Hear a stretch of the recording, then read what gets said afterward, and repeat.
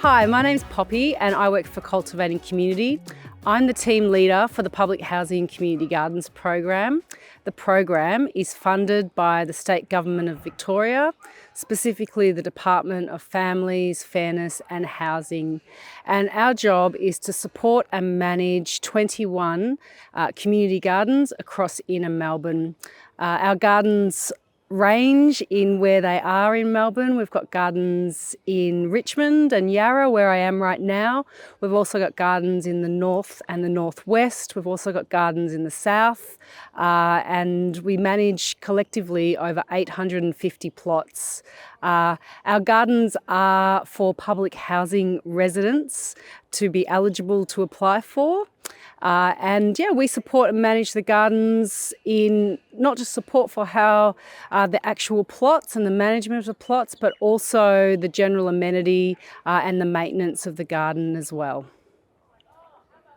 So how our program works is public housing tenants are eligible to apply for a garden, and when we have one available to them, they come and they get inducted into our program, and then they get access to a plot just like this. The gardeners are given a key to the garden and they're free to come and go at any time they like to maintain their plot.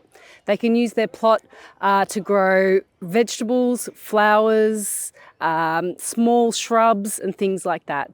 And we support them in a variety of ways. Some of our gardeners need a lot of support they might be very new to gardening, and we will come in once a week, check in, say, how are you going? Do you need a hand?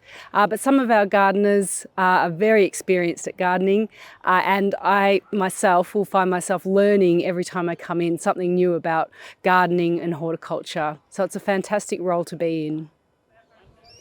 So one of the great things that happens in our community gardens is that people from the same culture and from different cultures are able to come together and get to know each other by their love of growing food.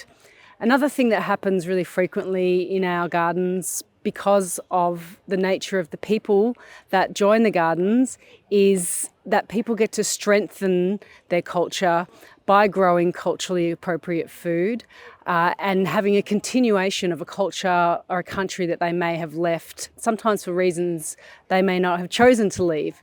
The other great thing that happens, which we love to see, is when people from different cultures, different countries are gardening side by side and really get to know each other through that experience of growing different food.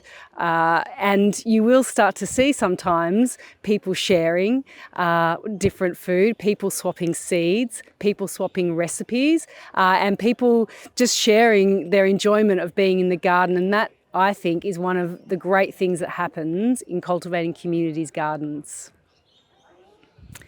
If we had unlimited funding, one thing I would love to see is firstly more community gardens, and also more community gardens designed for people of all ages, all abilities and all cultures. I'd also like to see more community gardens supported like these ones are, with regular staff that can support the gardens, maintaining the amenity and also helping people get started with gardening. The other thing I'd love to see in all community gardens is ensuring they have a propagation facility so that people can raise their own seedlings, reducing costs for people to keep gardening.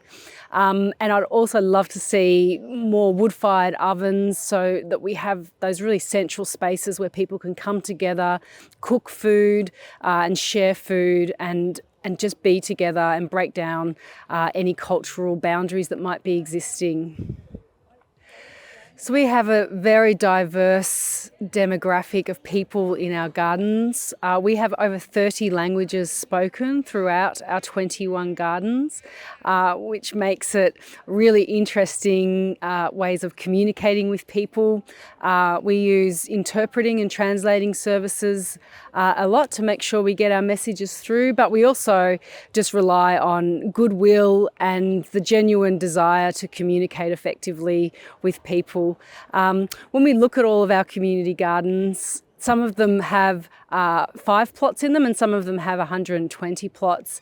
And when you look at them in the context thinking about urban farming, I like to think about each garden plot being a mini farm and representative of that individual person, their family and the culture that goes with that.